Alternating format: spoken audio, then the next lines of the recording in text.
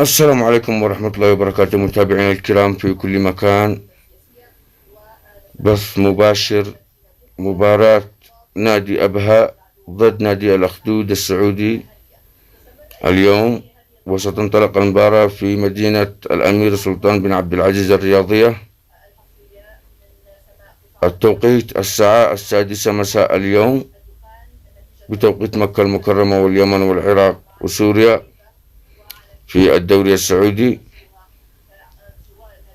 الموافق 4 أكتوبر 2023 ميلادية، اليوم السبت.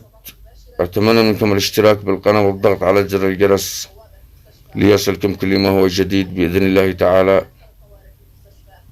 والسلام عليكم ورحمة الله وبركاته. أخوكم من اليمن مبتدئ، أتمنى منكم الفزع يا رجال.